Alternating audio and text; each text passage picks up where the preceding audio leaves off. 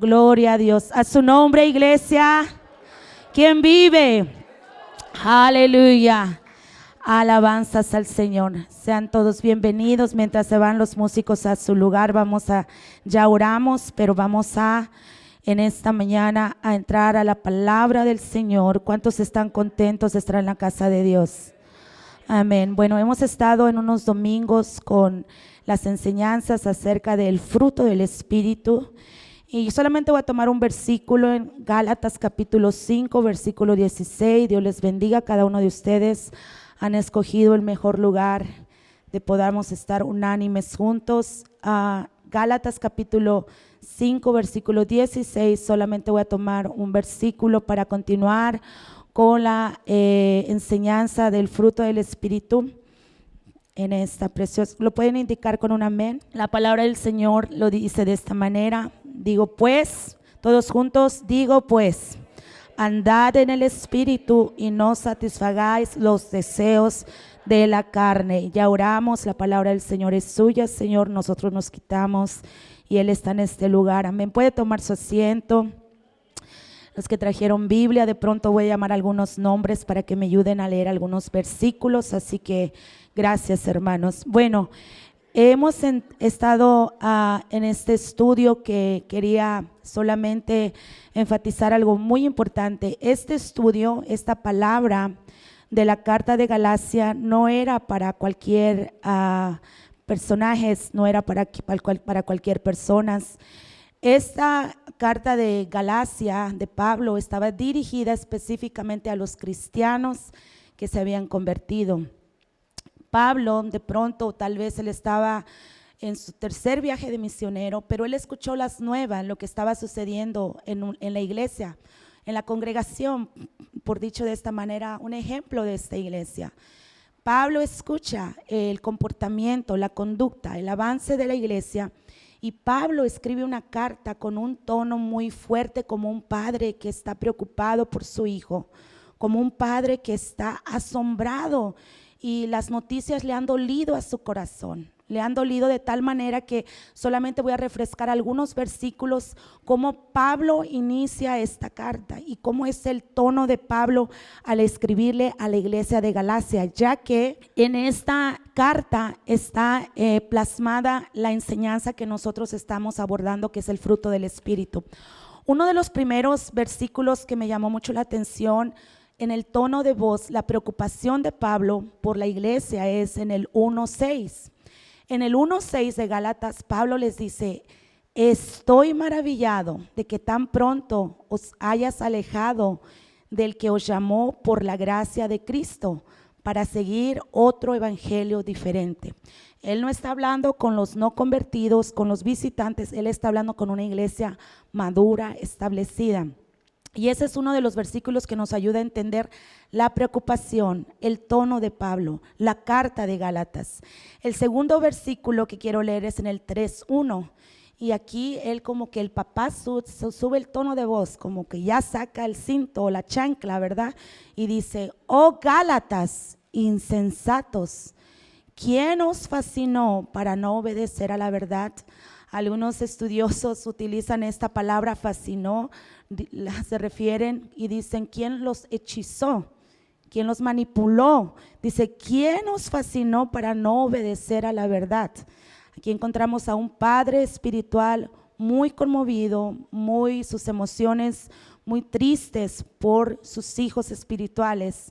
El 3 es ya estar pues con esa disciplina, sus hijos. Dice: tan necios sois, habiendo comenzado por el Espíritu, ahora vais a acabar por la carne. Y termino con este. Él les hace un recordatorio. Por eso digo que esta carta no es para los incrédulos, los visitantes, ni para los que están llegando. Eso es para la iglesia convertida, bautizada en el nombre de Jesús, que ya está en Galacia. Y Pablo les dice en el 5:16, les dice esta pregunta, el 5:7, perdón. Vosotros corríais bien. ¿Quién os estorbó para no obedecer a la verdad?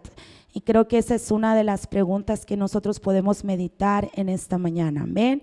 Así que dicho este resumen, podemos entender ahora un poco más el contexto por qué Pablo está hablando de estos temas a la iglesia de Galacia, que siguen vigentes para la iglesia de hoy. Amén. Esta palabra sigue vigente para mi vida personal, no sé cuántos la reciben.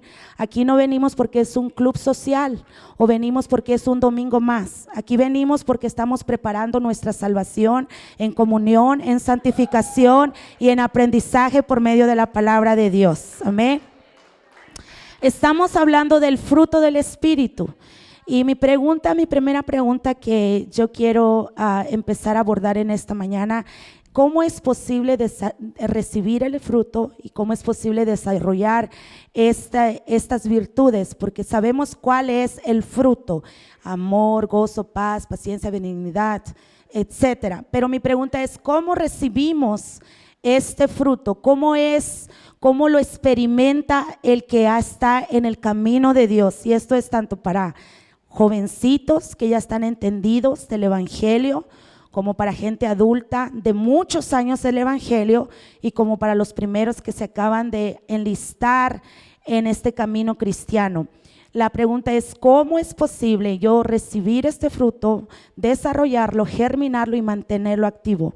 Bueno, recordemos lo que el Señor Jesucristo les dijo a los apóstoles en Hechos capítulo 1:8. Esto es muy importante de nosotros entender el contexto y cómo cada versículo se relaciona entre sí y nos va guiando para enseñarnos, instruirnos, no crear confusión ni opiniones en nuestra persona, sino mirar a la luz de la palabra, a la luz de la exégesis de la palabra, que es lo que nos está enseñando. El Señor Jesucristo les dice a sus discípulos antes de la ascensión, les dice, pero recibiréis ¿qué? Poder. Hechos 1:8, recibiréis poder cuando haya venido sobre vosotros ¿qué? El Espíritu Santo. El Señor les da una promesa a sus discípulos y les dice, ustedes van a recibir un poder. ¿Qué está dentro de esa promesa y qué está dentro de ese poder? Podemos entender ahora un poco más Hechos 2:38, porque los que no entendían, a diferencia de los 120 que estaban en el aposento alto, ya habían experimentado la promesa y ya los habían escuchado hablar. Entonces a Pedro le dijeron, varones hermanos, ¿qué haremos? Pedro les dice, estando en el aposento, ¿verdad? Cuando ellos recibieron el Espíritu Santo, estaban todos juntos en el aposento alto y recibieron el Espíritu. Dice, Pedro les dijo, arrepentíos y bautícese cada uno de vosotros en el nombre de Jesucristo para el perdón de los pecados. Y aquí está, y recibiréis el don del Espíritu Santo. Es un don, es una promesa, no de parte de Pedro, no, Pedro ya la había recibido, Pedro ya la estaba experimentando. ¿Qué estaba experimentando Pedro? Recibiréis poder. Ahora Pedro se los presenta, es un don, es un regalo, no viene de nosotros, viene de parte de Dios.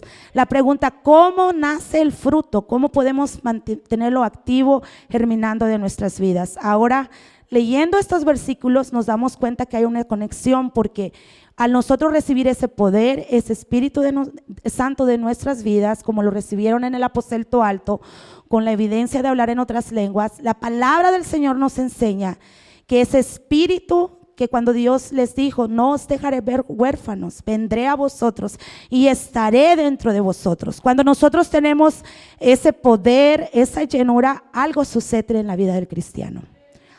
Algo sucede en la vida del cristiano.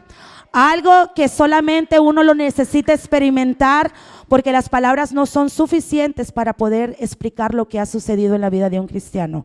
Amén. Entonces, ¿cómo lo recibimos? ¿De qué manera lo recibimos?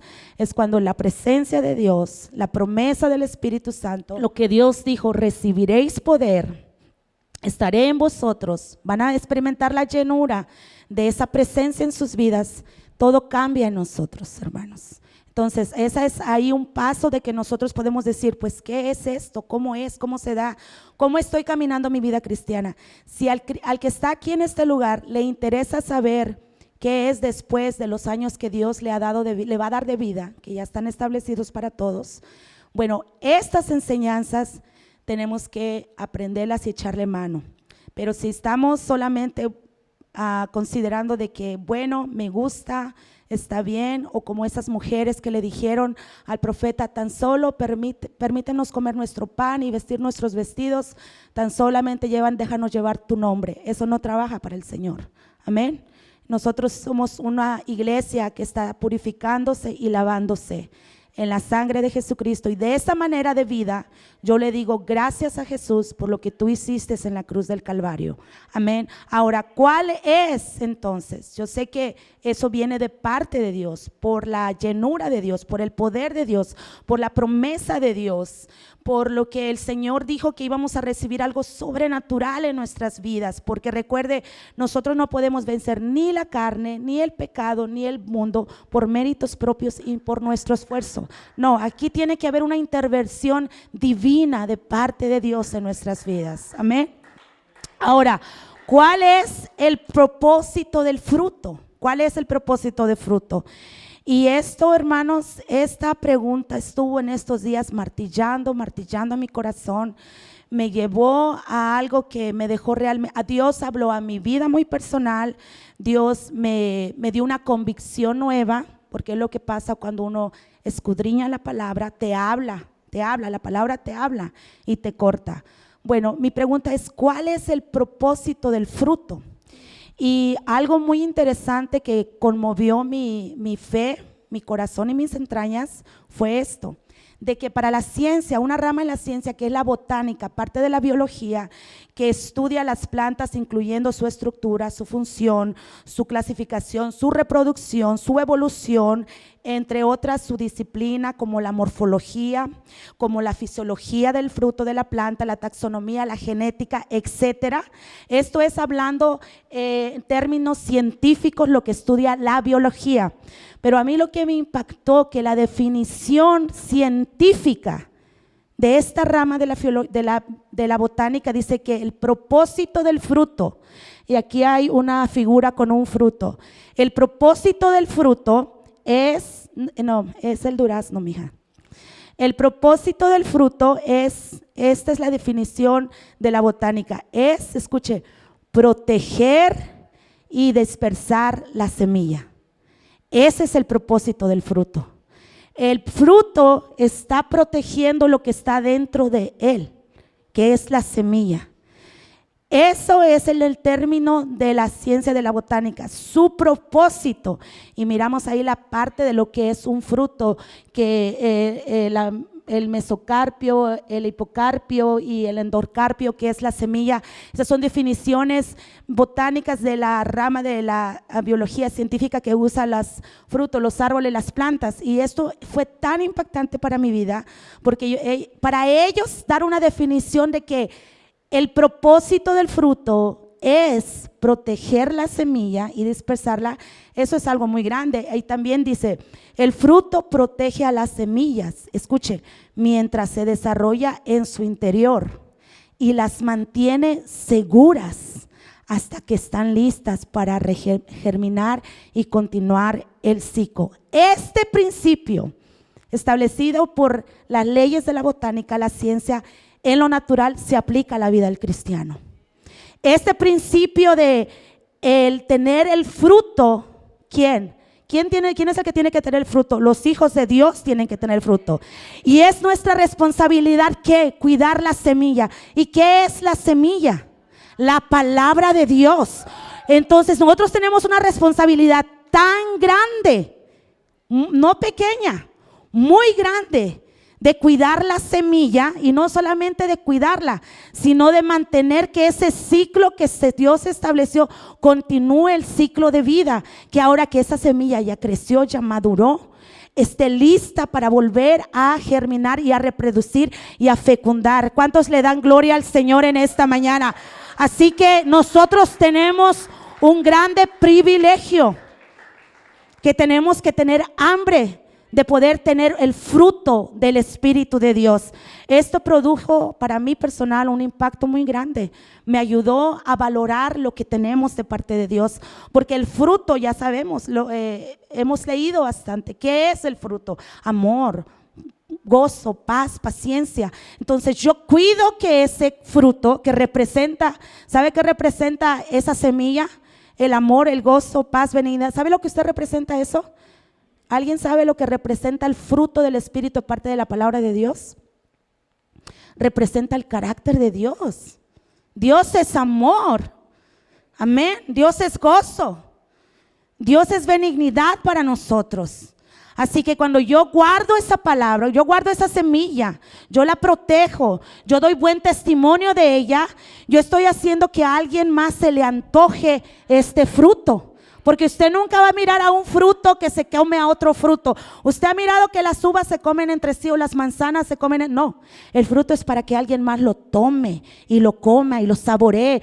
De la misma manera nosotros tenemos que vivir esta vida cristiana que se le antoje al mundo.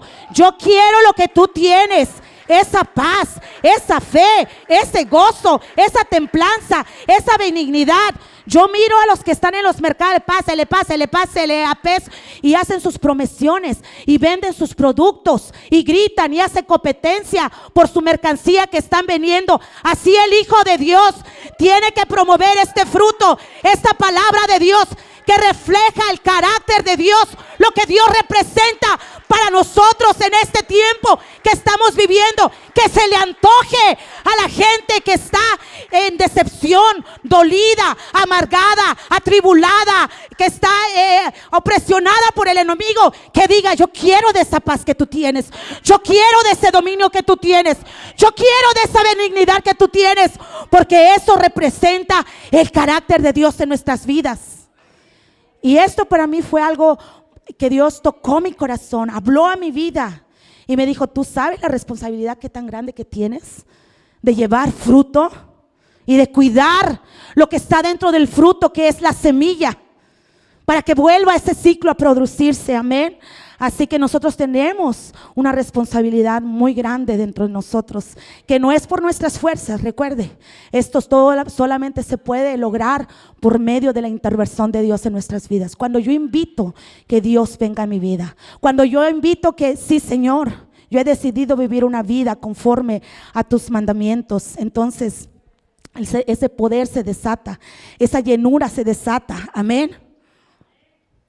Y podemos entonces nosotros empezar a germinar, a proteger esta preciosa semilla. Amén. ¿Para cuántos de nosotros? Imagínense, hermanos, si los apóstoles no hubieran protegido esa semilla del evangelio, gracias a ellos, gracias a los padecimientos, a los sufrimientos, a que fueron dispersados, a que corrieron, muchos fueron sacrificados en coliseos, muchos fueron vituperados, fueron acerados, como dice la palabra del Señor. Pero fue una promesa para ellos cuando les dijo: bienaventurado por cuanto por mi causa os vituperen y os persigan y digan toda clase de mal contra vosotros mintiendo. Gozaos y arreglaos, porque vuestro galardón es grande en los cielos. Gracias a esos mártires que padecieron, esa semilla se nos ha pasado a nosotros. Amén. Y ahora es la responsabilidad de la iglesia cuidar, anhelar ese fruto, esa llenura, para dar fruto en nuestras vidas y seguir ese ciclo de la vida cristiana, ese ciclo espiritual. Amén. Así que recuerde, hermano, que el fruto, el propósito del fruto es proteger la semilla mientras se desarrolla en su interior, en nuestro interior se está desarrollando, y las mantiene seguras hasta que están listas para germinar y continuar ese ciclo. Amén. Gloria al Señor Jesucristo. Bueno, y de la misma manera, esto pasa a otra pregunta. Por eso Pablo decía en Juan 15:8, dice: yo soy la vid, vosotros los pámpanos. El que permanece en mí y yo en él, lleva mucho fruto, porque separados de mí, que dice, nada podéis hacer. Ese es el que está haciendo el fruto. Proverbios 18:20. A veces no sabemos la última frase de Proverbios 18:20, pero Proverbios 18:20 dice de esta manera: el fruto del justo es árbol de vida, y el que gana almas es sabio. Y de Isaías 3:10, me encantó este versículo. Es como un recado de amor, de esperanza. Me encantó Isaías 3:10. Dice: dígale al justo que le irá bien y que comerá del fruto de sus obras. Ay, qué precioso. Cuando lo leí como que fue un recadito, una carta de amor, como un mensaje. Dígale al justo que le irá bien y que comerá del fruto de sus obras. Qué bueno es el Señor para con nosotros. Amén. ¿Cuánto le dan una alabanza al Señor en esta hora? Ahora, ya miramos por medio de qué podemos recibir esto que es tan precioso en la vida cristiana. Ya miramos cuál es el propósito de tener el fruto en nuestras vidas. Y hay una tercera pregunta que de pronto es una poquita más larga, pero en esta pregunta Dios me dio ciertas convicciones en ciertos versículos y pude entender una de las historias que era un poco difícil de comprender hasta que pudimos conectar, pudimos comprender. Esta es una convicción muy personal para mí que quiero compartir con ustedes. ¿Qué sucede al que no produce fruto? Esta es una pregunta. ¿Qué sucede al que no produce fruto? Amén. Y para esto quiero llevarle a Mateo 21:18. Le pedí a mi hermano Francisco Blanco si lo puede leer. Mateo al Señor 21:18. Hay una enseñanza, hay una historia que después mi hermana Génesis, mi hermana Fide me va a leer más adelante, si puede, cuando yo le indique. Vamos a pasar a Génesis 1:11, pero cuando yo le indique, mi hermana. Mateo 21:18, esta historia me ayudó a mí comprender la seriedad de no llevar fruto, pero en sí me ayudó a entender el corazón de esta historia que le hemos escuchado muchas veces. Adelante, mi hermano.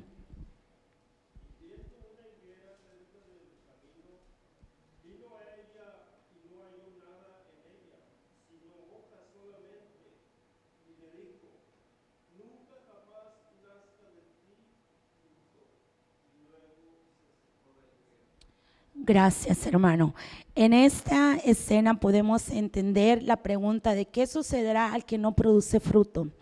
Y esta no es una parábola, sino es un acontecimiento muy personal que nuestro Señor Jesucristo estuvo presente con su creación. Amén. Y hemos escuchado bastantes ejemplos acerca de esta narrativa, pero algo que dio a mi corazón una convicción tan grande, ya que esta historia ha sido muy controversial incluso para los agnósticos, para los que no creen en Dios, que leen este versículo se pueden burlar y mofar. Ya ves, tú sirves a un Dios que te maldice, que espera algo de ti cuando no puedes, y se mofan de esta enseñanza. Pero es que como ellos tienen los ojos vendados y el Dios de este siglo les ha vendado el entendimiento para que no viven, no pueden comprender el tesoro que está en la palabra de Dios. Ahora quiero decir como ejemplo, para uno descubrir esos tesoros de parte de Dios, la misma naturaleza nos enseña que para sumergirse, atraer las perlas, uno tiene que ir a las profundidades del mar para extraer esas perlas, o los minerales como los diamantes, los rubíes, el crisólito, las esmeraldas. Uno tiene que excavar lo profundo de la tierra para que esos minerales que han sido transformados por la presión y el calor y el fuego han dado como resultado esas piedras preciosas. De la misma manera es cuando usted y yo nos sumergimos en la palabra de Dios al estudiarla en oración, en comunión, pero sobre todo con un deseo de aprender, no debatir con mi opinión o con mi razonamiento, sino para aprender de tu palabra. Como dice, tu palabra nos alumbra, nos hace entender sabiduría, amén. Y entonces esta escena, esta historia nos ayuda a comprender la seriedad de no llevar fruto. Yo sé que esta historia, esta narrativa dice que tenía solamente hojas porque aún no era tiempo de higos. Y esta es lo que Dios habló a mi vida concerniente con esta historia y quiero compartírsela con ustedes. A esta higuera no se había acercado cualquier personaje. No se acercó Tomás pidiéndole a la higuera. No se acercó Andrés. No se acercó Pedro para ver si la higuera tenía fruto, porque ellos estaban bajo su conocimiento y raciocinio terrenal en su humanidad. A esa higuera se acercó Jesucristo. Y quiero recordarle un poco lo que es Jesucristo. Jesucristo es el creador de todas las cosas, el que hizo los cielos y la tierra, es que estipuló las leyes y normas aún en la naturaleza. Pero curiosamente dice que no tenía fruto. Pero aquí está esta pregunta para que nos hace reflexionar profundamente. Y a mí me hizo reflexionar, ya que cuando yo estaba leyendo esta historia, pero por un momento me detuve y dije, bueno, Dios se acerca a la higuera y le pide porque tiene hambre. Jesús tiene hambre. Va a la higuera y solamente encuentra hojas y no hay fruto. Pero en ese mismo ministerio que Jesús estaba predicando ya, la misma naturaleza, escuche, la misma naturaleza ya había reaccionado a su creador. ¿Sabe por qué? Porque aún el agua ya se había convertido en vino. Que no era bajo las leyes lógicas terrenales, pero al agua se acercó su creador. Y si Dios le dijo al agua, conviértete en vino, la agua obedeció y hizo lo que su creador le había dicho. Cuando el Señor caminó sobre las aguas, esas aguas empezaron a cambiar de su estado líquido de pronto a su estado sólido, porque el que iba a poner el pie en esas aguas no era cualquier hombre, era el creador de los cielos y la tierra. Así que la naturaleza empezó a responder a su creador. Y si el creador quiere esto, esto voy a hacer. Aún en esa cena, Dios le dijo a los vientos, calla y enmudece, porque la palabra de Dios dice que Él tiene a los vientos en el puño de sus manos. Qué precioso es mirar al Creador en acción, para que lo que el hombre no hay raciocinio y no se concibe, pero eso nos deja mirar el Dios que usted y yo servimos, el Dios que hizo la naturaleza, le puso leyes, pero también esas leyes se hacen a un lado para obedecer a su creador. Amén. Y eso fue lo que Dios dijo a mi vida y empezó a hablar a mi corazón. Pero ahora se acerca a una higuera y en la higuera no produce, no hay nada. Y usted dice, pero no hay nada. Pero es que, ¿por qué no produjo la higuera? Ahora, meditando en esto, puedo entender un poco más por qué Jesús reaccionó de esa manera con la higuera. ¿Por qué Dios se molestó tanto que hubo una maldición para esa higuera? Porque si lo demás en el ministerio se estaba sujetando a su creador y la higuera se quedó estática, se quedó estéril, no respondió cuando Dios se acercó a ella. Amén. Y meditando en esto me hizo recordar lo que está en Génesis 1, capítulo 1, versículo 11 y 12. Mi hermana Fide, si puede darle lectura a Génesis capítulo 1, versículo 11 y 12.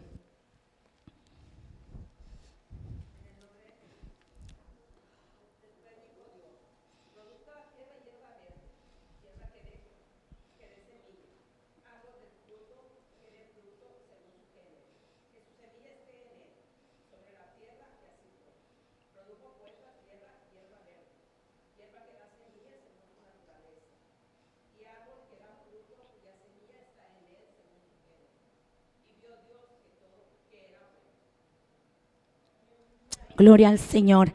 Aleluya. Bueno, cuando estaba leyendo esta escena que Dios se le acercó a la higuera y pues a veces podemos decir, bueno, pero como decían muchos, no era tiempo de los higos. Pero en el principio no fue así. Dios no hizo nada estéril. Cuando Dios hizo la creación, este versículo me vino a la mente recordando cuando estábamos con los niños ensayando para el concurso bíblico. Y cuando estaba leyendo esta escritura, automáticamente Dios me llevó a esta escritura y me hizo recordar que en el principio, en el Edén, Dios no hizo nada estéril, nada seco. E incluso dice la palabra del Señor que dijo, produzca. Esta fue una exclamación, fue un ordenato, fue una demanda que Dios estaba diciendo, produzca la tierra, hierba verde, hierba de semilla, árbol de fruto. Árbol, o sea, Dios dijo, estos árboles tienen que dar fruto, árbol de fruto, según su género, que su semilla esté en él sobre la tierra, y fue así, o sea, rápido respondió la creación, rápido respondieron los árboles, todo lo que da fruto, de pronto sucedió lo sobrenatural y podemos mirar la creación de Dios, y dice el 12, y produjo pues la tierra, hierba verde, hierba que da semilla, según su naturaleza, árbol que da fruto, cuya semilla semilla esté en él según su género. Pero algo precioso que dice, y vio Dios que era bueno. Y algo que cautivó mi corazón, porque estos detalles son tan importantes. Y fue la tarde y la mañana el día tercero. El día tercero que representa a nosotros que nuestro Señor Jesucristo se levantó de entre los muertos para dejarnos un evangelio que continúa a través de lo que Él hizo en la cruz de la Calvario por nosotros. No nos vino a dejar cualquier cosa el Señor, no nos vino a dejar un libreto, un historial, una magazine de chistes. Él nos vino a dejar su mente, su corazón a través de la Escritura. Y aquí en la palabra de Dios nosotros podemos encontrar lo que Dios espera de nosotros, lo que Dios ha dejado estipulado para la iglesia, la palabra de Dios.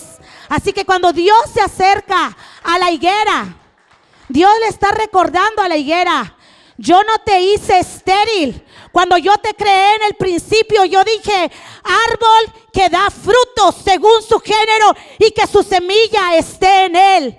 Pero la higuera no respondió. Y por eso podemos entender la maldición de la higuera, que dice la palabra de Dios que al instante la maldijo. Y hubo un asombro muy grande de los discípulos, que ellos no podían comprender cómo esa higuera había sido maldecida. Y esto es un principio para nuestras vidas. Esto no se aplica para el que está fuera o va a venir al camino de Dios, o para los que están apenas visitando la casa de Dios. Esta palabra es la que Pablo le habló a los Gálatas, a la iglesia que había escuchado y se había convertido al evangelio. Y de esta manera nos ayuda a nosotros a razonar y a entender la importancia, la urgencia y la seriedad de esta enseñanza que Pablo le está diciendo a los Gálatas. Es muy importante que ustedes tengan fruto, el fruto de Dios, amén. Y ahora podemos entender nosotros por qué esa maldición a la higuera. Dice la palabra de Dios que al instante esta higuera fue maldecida de parte de Dios. El asombro de los discípulos porque la encontraron seca, pero unos detalles que nos dan otro evangelio, dice que fue seca, no solamente seca, sino que desde su raíz se secó. Y cuando estaba pasando anoche esta escritura, esta lección, Dios me recordó el servicio de 24 horas que estuvimos aquí. Y la palabra que Dios dio, yo lo digo para mi vida, una palabra que Dios me recordó y dijo: arrepiéntete, ¿qué esperas? Si no, te arrancaré. Y esa palabra como que, te arrancaré. Y esa palabra de arrancarnos no es apodarte, no es cortarte unas cosas, no es sacarte de raíz y eres desechada. Entonces, esto es porque nosotros tenemos que entender la seriedad de no tener fruto. Y hay versículos muy fuertes, uno de ellos es Mateo 7:19. Mateo 7:19 dice la palabra de Dios: todo árbol que no da buen fruto es cortado y echado en el fuego. Juan 15:2 dice: todo pámpano que en mí no lleva fruto lo quitará, y todo aquel que lleva fruto lo limpiará para que lleve más fruto. Pero si bien uno de los versículos por el último profeta, de los grandes profetas que Dios habla, es cuando está en Mateo 3:10 y dice: y ya también el hacha está puesta a la raíz de los árboles. Por tanto, todo árbol que no da buen fruto es cortado y echado en el fuego. Ahora puedo entender un poco por qué Pablo estaba con ese tono a sus hijos de los Gálatas. Oh, Gálatas insensatos, oh, tan necios sois. Oh, ¿por qué están de esta manera? Y por eso Él les dice: anden. La única manera que ustedes van a poder transitar esta vida cristiana es cuando Él les digo pues, andar en el Espíritu y no satisfagáis los deseos de la carne, porque sabemos cuál es la otra contraparte del fruto del Espíritu. Lo opuesto del fruto del Espíritu es lo que se manifiesta, son las acciones, lo que esta carne está inclinada a hacer, le gusta, lo saborea, aunque no le debemos nada a esta carne, pero parece que la alimentamos y le damos placer más que a esta carne. Pero por eso Pablo le dice: tú tienes una gran lucha, una contraparte, unas acciones que hace la carne, porque la carne le gusta esto, las manifiestas son las obras.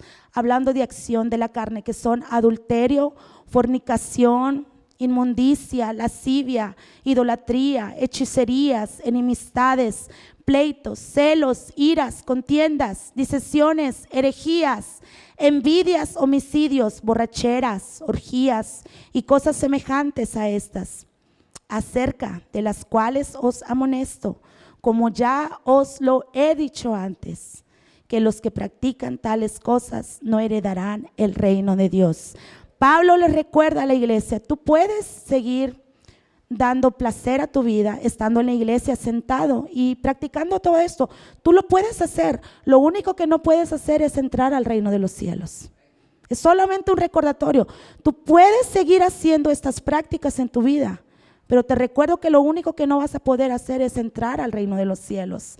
Por eso Pablo nos recuerda más, el fruto del Espíritu es amor, gozo, paz, paciencia, benignidad, bondad, fe, mansedumbre, templanza. Contra tales cosas, escuche, no hay ley. No vas a ser restringido por hacer esto, porque esto refleja el carácter y el corazón de Dios en nuestras vidas. Porque si somos, pero los que son de Cristo, Pablo le recuerda, pero los que son de Cristo han crucificado la carne con sus pasiones y deseos. Y si vivimos por el Espíritu, también andemos en el Espíritu. En otras maneras, no vas a poder vencer la carne, la concupiscencia con tus fuerzas. Ríndete, no hay ningún ejemplo en la Biblia. Uno dice, ay, es que soy bien fuerte, hermano. Sí, Sansón se creía fuerte y fue el más fuerte, pero cayó. Ay, hermana, pero soy bien sabio y tengo muchas. Sí, Salomón se creyó bien sabio, pero cuando se desconectó de Dios, Dios se enojó con él. Amén. Así que eso es para, no solamente, eso es para las mujeres, como niños, como jóvenes, como ancianos, como los que apenas estamos llegando, como los que tenemos años en el Evangelio. Es un recordatorio de Pablo a la iglesia de Gálatas y les habla con un amor a Gálatas y les dice, no es de esta manera, hijitos míos. Al último él les habla con un amor muy, muy hermoso y les dice, desearía, añoraría estar yo presente con ustedes en estos momentos, para estar con ustedes en este momento, pero él seguía cumpliendo, llevando esa semilla a los que necesitaban. Y en esta mañana, esto es solamente un recordatorio, hermana iglesia, de esta iglesia de Fort Worth, este año 2026, cómo estamos para meditar y reflexionar en esta carta de Gálatas, cómo hemos decidido vivir nuestra vida, andar en el Espíritu, andar en la presencia de Dios, o simplemente son dos caminos, no hay camino intermedio, no hay camino gris, o simplemente hemos decidido y estamos consistentes en estar en lo opuesto, en la izquierda. Pero hay un versículo para mí que ha sido de mucha bendición a través de los años, cuando una persona está debatiendo entre sí, está luchando entre sí. Este versículo de la palabra de Dios ha sido de grande bendición, primeramente para mi vida personal, y quiero pedirle que se ponga de pie en esta tarde. Lo voy a recitar. Hay un versículo en la palabra de Dios, no recuerdo ahorita la escritura, pero este versículo dice de esta manera: produce en mí el querer. Entonces, cuando yo me encuentro reflexionando en estas historias que conciernen a la salvación, yo le puedo decir al Señor: Señor, produce en mí el querer. ¿El querer qué? ¿Qué? El querer hacer lo que es agradable. El querer crecer en tu palabra. El querer obedecer tu palabra. Pero no solo me quiero quedar en el querer. Dice, produce en mí el querer como el hacer. Ahora que ya está produciendo en mí ese sentimiento de yo quiero, ayúdame. Produce dentro de mí, en este corazón, el querer. Ahora ayúdame a dar el primer paso, el hacer, una acción. El querer como el hacer. Y dice, por tu perfecta voluntad. Amén. Este tiempo, este mensaje, hermanos, no será por muchos años, no será por muchas generaciones. Este mensaje que sigue aplicando para nuestras vidas está a punto de cerrarse. Ya no se le va a predicar a la iglesia, porque la iglesia ya no va a estar aquí. Pero usted y yo esta mañana hemos elegido el mejor lugar. ¿Cuántos pueden sentir la gracia de Dios en esta mañana? Dios es ese Dios. Él es amor, Él es fe, Él es gozo. Y en esta mañana, si usted desea pasar al altar para hacer una oración, diga: Señor, produce en mí el querer como el hacer por tu perfecta voluntad. Él es el que sigue abriendo un camino para nosotros. Y sabe que Él no viene dice: hijitos míos, si alguno hubiese pecado, qué preciosa palabra, abogado tenemos. Hijito mío, hija mía, hijo mío, si alguno de ustedes tiene dice, abogado tenemos. Y ese abogado está aquí intercediendo por nosotros.